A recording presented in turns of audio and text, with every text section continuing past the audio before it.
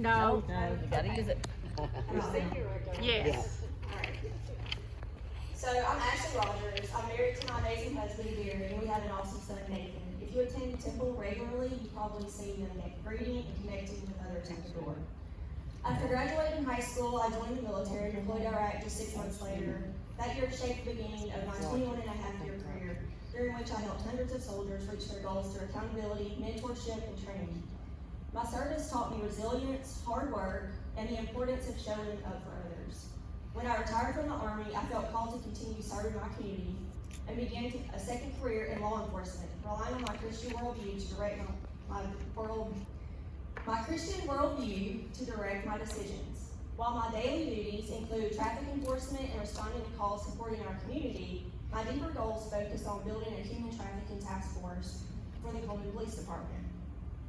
These experiences have given me a strong heart for advocacy, especially for those who may not have the strength or support to fight for themselves. My mission now is to step forward on their behalf, offering protection and helping create pathways to safety and survival. Today I'm presenting a class on scams and frauds. This session will cover common scams, warning signs, and practical steps to help protect yourself and your assets so you can feel confident, informed, and prepared against those who try to take advantage of others. Okay, so that's that. Like Ms. Belisa was saying, a few weeks ago, I was talking to my husband and I was like, I know there is a great need because we see ladies come into the department all the time that have been scammed by some way, form, or fashion. And I mentioned that to him. I was actually working that weekend and he talked to Ms. Belisa because he's one of her connectors, and now I'm here. Okay, so anyway, real quick question. How many of you have your Social Security cards in your pocket, in your wallet, in your purse right now? By show of hands, you can raise your hand. Okay. Oh, wow. That's a lot. So what I'm gonna tell you today is you don't need your Social Security card. You need to keep that at home in a safe place. How many times do people actually ask you, hey, I need to see your Social Security card? They don't ask you for that anymore, do they? So you don't need that. That's going to be one more thing if someone was to take your purse or your wallet or get your information, that they have that to go along with anything else that you may have in your wallet, okay? So when you get home today, put that somewhere safe. Can y'all do that for me? Mm-hmm. If you have problems remembering your Social Security number for, then if you have your phone, you can actually put it inside your notes in your phone and lock that to where you can access that with like a 4-digit PIN number. So that's another way that you can keep that so you don't have to have your Social Security card in your wallet. Yes, ma'am. What I do with like the number for my card. Yes, ma'am. I have it in my phone, but I have it written like a phone number. Okay, so what she said, she has her Social Security number in her phone, but she has it written like a phone number. So it doesn't come across as her social, okay? All right, another question. How many of you have Facebook? What? Facebook. A lot of you ladies have Facebook. All right, we're going to talk about some of the scams that go through Facebook today as well. I've got some stats here that I got off the Federal Trade Commission and I know the numbers aren't really that important, but it kind of will help you understand how important it is to be alert when you're talking to someone and not giving your information out. All right, so in 2024, there was 12.5 billion reported lost. More than 1 in 3 people who reported a scam also reported losing money. So $12.5 billion reported to scams that people took advantage of. All right, I have a question. This is going to be true or false. Raise your hand and I'll call on you to answer, okay? Younger people reported losing money to fraud more than older people. If you want to answer true or false, raise your hand. I'll call on you. False? Okay. Somebody else? I say true. True. Alright. Chief Duncan gave me a couple coins to give out to you ladies for participating and answering questions. So this is the Chief of Police coin for Cleveland City Police Department. Alright, I got one other question. What percentage do you think ladies are scammed compared to men? What percentage? 99%, 80%, 85, I think 100%. 100%, 75. 75. Anybody else? It's higher than 50. 30. Anybody else? I'm looking for one number. Y'all are really close. Y'all were close with the 99 and the 80. 75? 85. Oh, somebody said 85. So it's close for 85 to 99. So we're in there. 90%. Somebody else. 90%. Somebody else say 90%? 92%. Okay, Alright, I'm gonna get, okay, so it's 90%. I'm gonna come up with another question because Miss Sally answered that one also. Women are more, Ma'am? women are more acceptable. Yes, ma'am. Men, they tend to fall for more of the investment scams. But as far as, some of the scams that we're gonna talk about today, that's what we kind of fall into that. And I don't know if that's, a lot of what they call like love scams, you know, because we do wanna feel needed, we want to feel appreciated and things like that. And so that's kind of, we are preyed upon in that manner and more vulnerable to that, so. Alright, let's see, another question. Alright, this is a random, this doesn't have to do anything with scams, but raise your hand if you think you know what the highest, reason for crashes in Coleman are. Crashes? What's the, No. oh, Yeah, yeah. alright. What's what? Miss Sherry. Crashes, I don't know. Alright, but I also have some lanyards, so if you ladies would like a lanyard, I'll pass this out again, okay? Alright. Does anyone have any questions so far? Okay, so one of the types of scams is the lottery scam. Also, while we're going through this, I have some reports that I actually pulled. There's one in that one of the reports that was actually one of my victims that came and I took her report. So I'm going to read some examples. The names have been changed. Some of the other information's been changed just to keep their identity safe and in case you might know them, I don't want to put their name out there. So I have, like I said, I have some actual reports that's happened in the last 3 months here in Coleman that'll go along with these scams. So one of the scams is the lottery scam. Did you play the lottery? Here's a good rule of thumb. If you didn't play the lottery, you cannot win the lottery. I know that sounds silly, but that's basic, okay? The National Lottery or Nigerian Lottery, National lotteries do exist, but most are linked to scams, especially the Nigerian National Lottery. You do not have to pay money to receive money. Has anyone been contacted before, like through text messages, emails, that somebody's wanting you to send them money, but first you have to send them so much money? Yeah. Okay.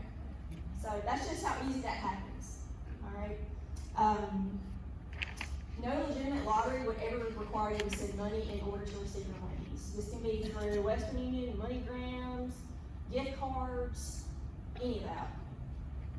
Nor will they want you or meet you at Walmart to deliver your money, okay? Or in any other location, or in a armored truck, okay? It just doesn't happen.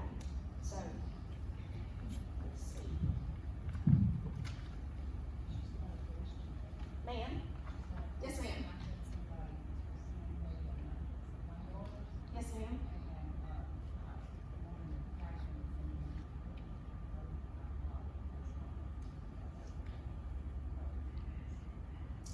Okay, so Miss Deborah said that she had someone contact her, send her MoneyGrams, correct? That they wanted her to cash them and then send the money back.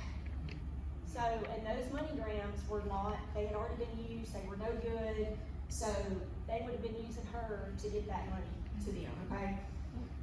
Yes, ma'am? Several years ago, I got a check in the mail, and I was supposed to cash it, no, deposit in my bank, and then send part of the money, Western Union, to some people. I did not pay it in my account, and it said fingerhood around the edges of the check. Fingerhoof. Yes, I bought ma'am. it that time. It looked legit. I took it to a bank, to a local bank in Coleman, not my bank. The, bank president said it was legit. They cashed my check. Then, I took the money to Piggly Wiggly and sent it. And then they were supposed to come, I was supposed to get money from,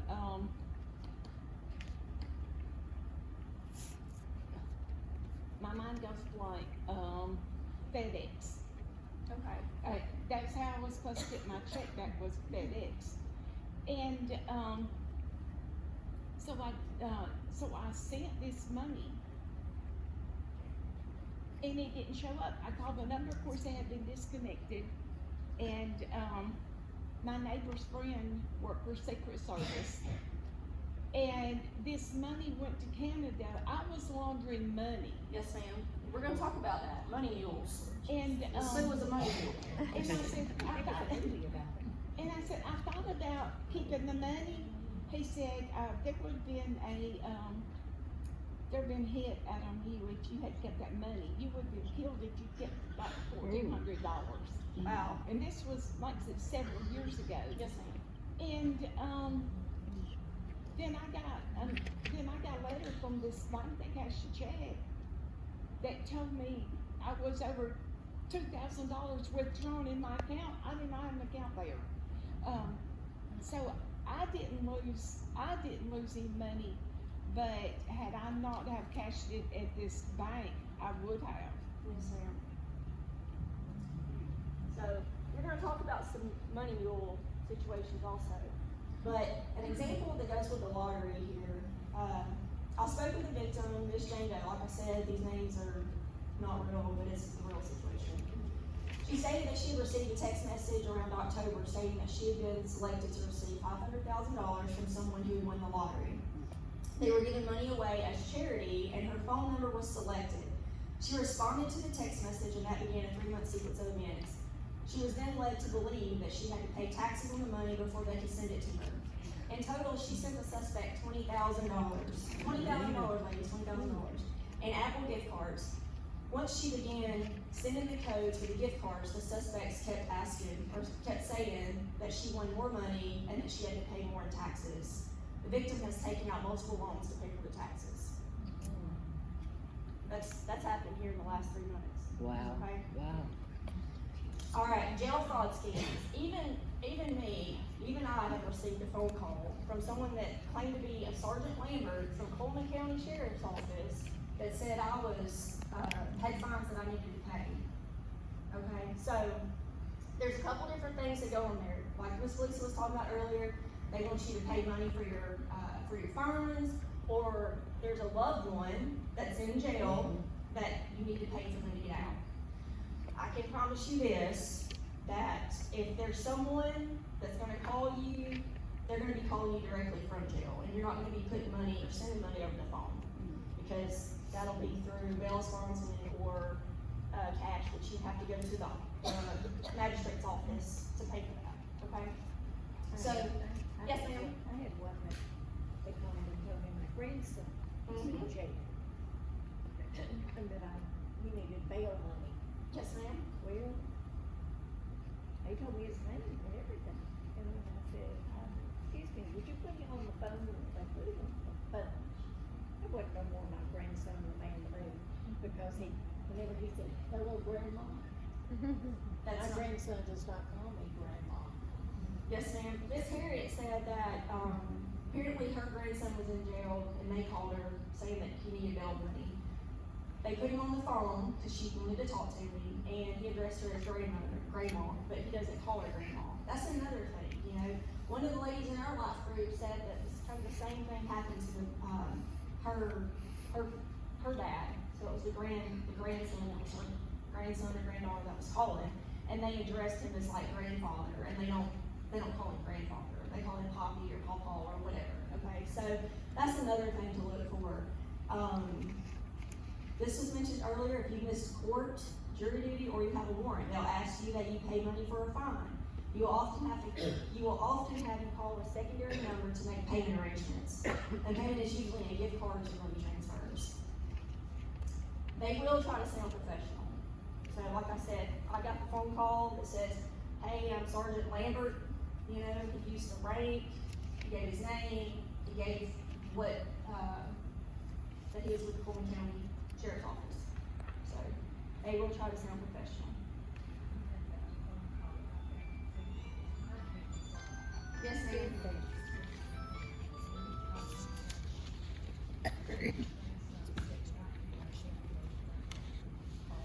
Yes, ma'am.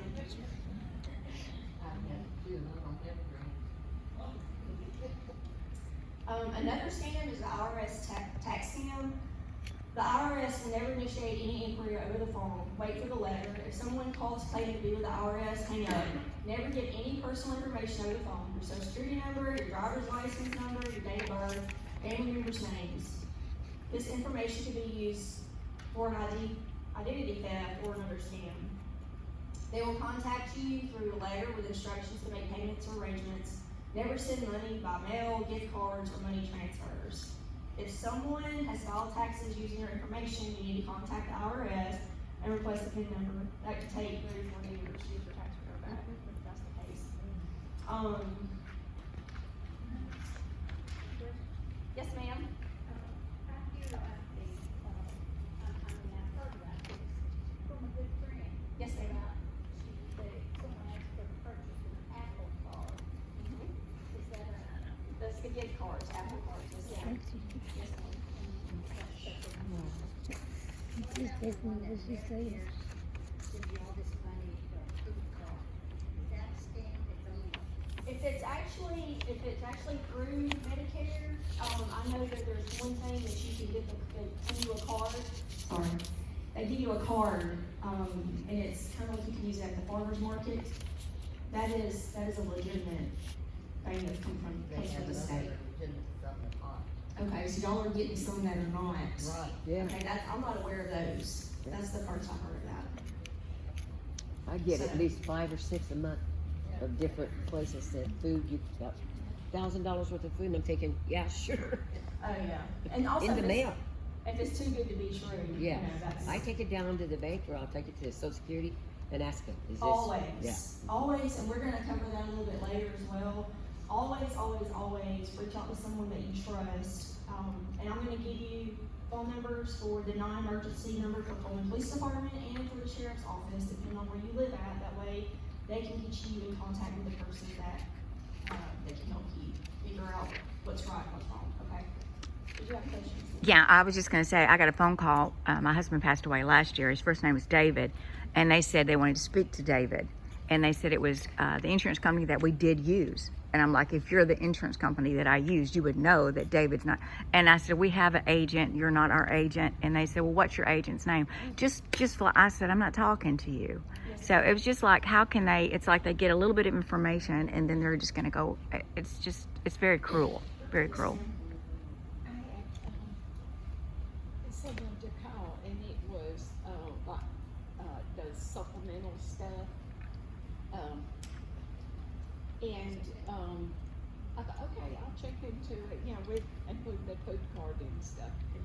And they wanted to know how much money that I got my, Social Security. They want my Social Security number. And I told her, I said, I am not comfortable giving you that information. And since it was kind of insurance related, and she said, I can't believe that you don't trust me. And I said, I don't, and I'm on the phone. So then I called United Healthcare, and she said, don't ever give any information to these people. So now when I get them mail, they go straight to trash. They don't need a social security number, that is a legitimate card. They don't need the social security number, but they do need your Medicare. I found out there was that. I was going to trust anybody after that. Ma'am, what's all these emails we're getting about, life insurance, Medicare's gonna do this and that? So, one thing we're gonna talk about, look at the email address. because there's gonna be identifiers, and I think that's on one of the handouts. I get them 3 or 4 times a day. It's every day. Yes, ma'am. So on your handout, at the top where it says tips to keep your cards from being copied, if you look down at number 4 Uh-huh. and let's see, Oh, okay, I see now. actually flip it over and look at the common signs for the text scan. If you look down number 3, links to unfamiliar websites, how it has bit.ly or tinyurl or misspelled brand names like Amazon. So Medicare. So say if there's something else in that email address, Yes or no? that's It has yes or no, if you want to check into it. okay. And my daughter says if they get a yes, they can do a lot with that yes. Yes, ma'am. Yeah, so any of that stuff, there's down at the bottom, you can click like report, or actually on your email itself to report it to spam, if you wanna do that. A lot of times, if you click like stop, or on your text messages, like I don't want this, report it to spam, on the actual link, like, you get an appointment reminder sometimes that says like text 1 to confirm or C to confirm, and that's legit.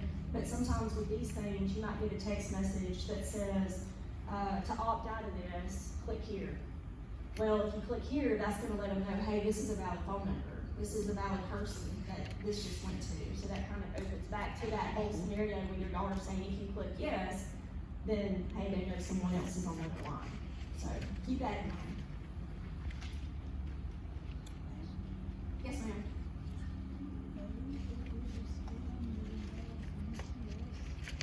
Yes.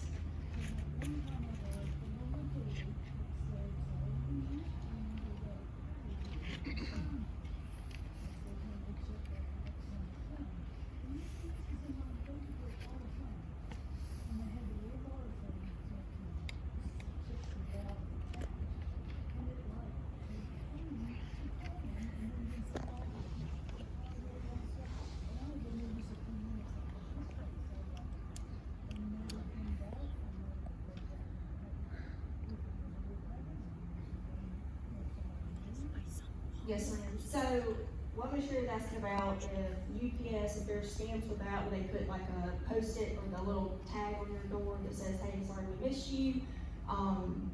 The best thing to do with that, if you have one of those that come, they put it on your door, is to go to the UPS office. Or actually call the UPS store. Don't call a number that's located on that slip. There's been other fraud that's kind of happened with that, but it's more of like Verizon and cell phones, where there will be a new cell phone that shows up at your house that you ordered, of which you did not order, and then you try to get it sent back, or you send it back, but it doesn't come back to actually Verizon. It goes to that person that had it sent there. So, and then you get, now, but you still get bills, $900 and thousands of dollars later. What you need to do is if you live in the county, contact them, I'll give you that number. If you live in the city, come to the police department and we'll do a report. And that way you can take that, and that way you don't have to pay any monies. Because they're probably gonna end up sending you a bill if they haven't already sent you a bill.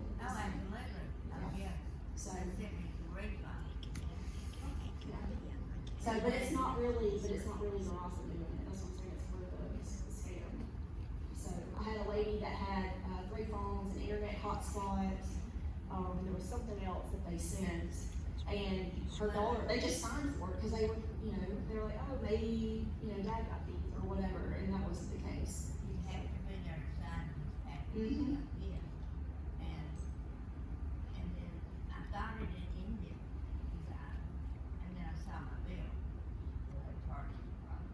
Yes, ma'am.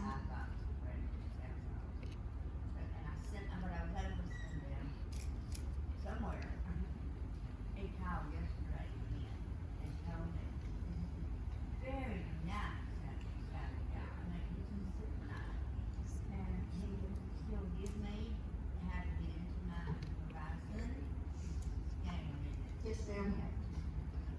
Yes, ma'am. So there's another phone coming from me, next Monday, what is it? Go to the Verizon store. Go to the Verizon store, and if they're like completely oblivious to it, then like I said, come to the police department, and one of the officers will meet with you on a warrant for you. And then at that point, you should be liable for any of those monies owed. Okay? Yes, ma'am. Real, and it sounds real, and I thought it was. And that's, you know, Never seen it. Ms. Shannon hasn't ordered any phones, but there's phones that's been shown at their house, so. So once you sign for those phones, that's making you liable? Yes and no.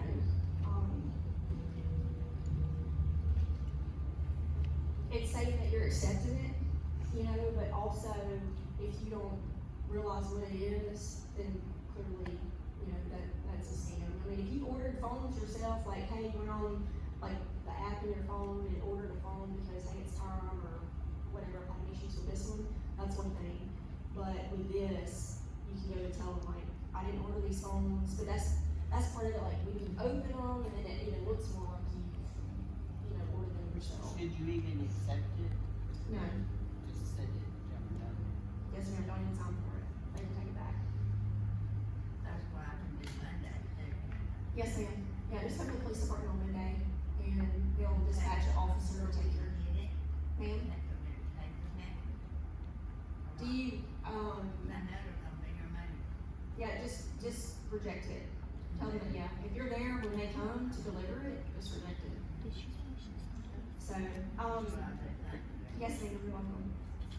Okay, so, yes, ma'am. Could you explain number one, I'm not familiar with loose card slots, extra plastic, or anything unusual. Could you explain that? I'm sorry, I probably interrupted your. No, you're train of fine. thought. I just kinda wanted to get back to the page.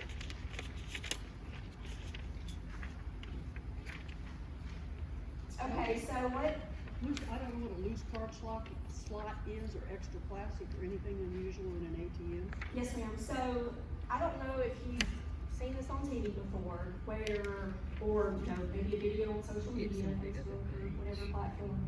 But, a lot of times, people will, it'll look exactly like the ATM, or even on the gas pump, a card reader that goes over the actual, where you put your debit card in, or your credit card to get your gas, or get your money out of ATM.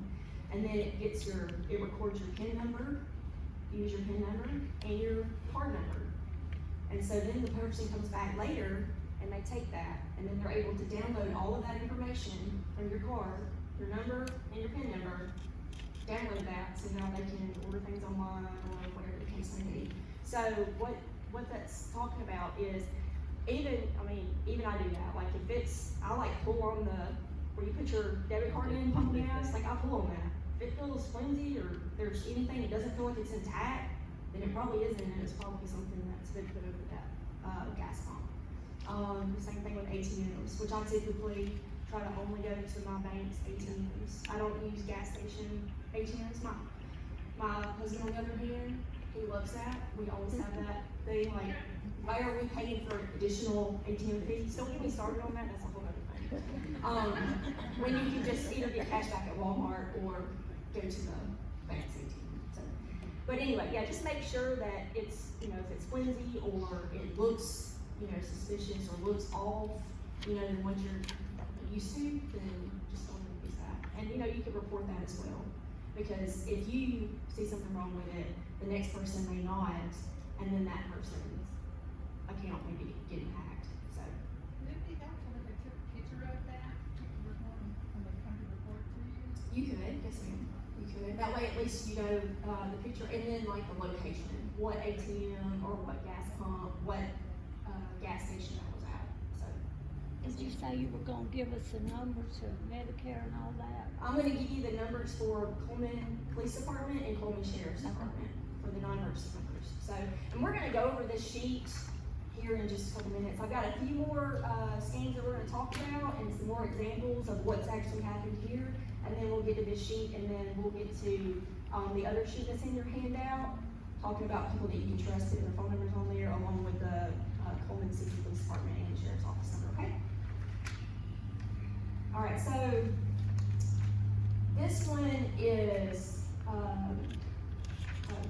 actually I have two stories for the, three different reports for the, identity theft. Let's see.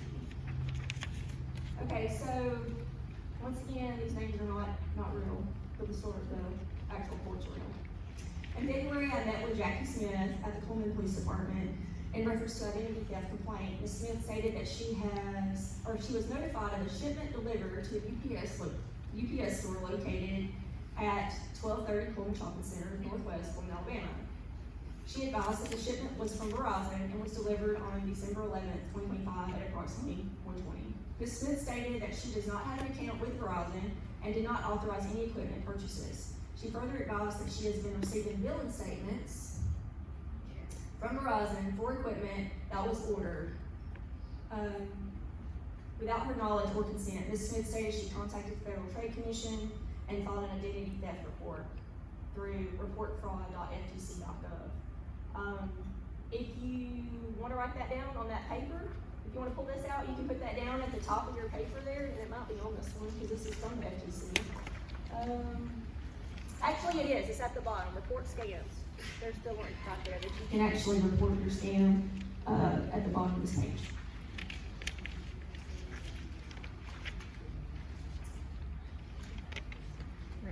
Alright, here's another report. In January, I was dispatched to the Police Department in relation to fraud.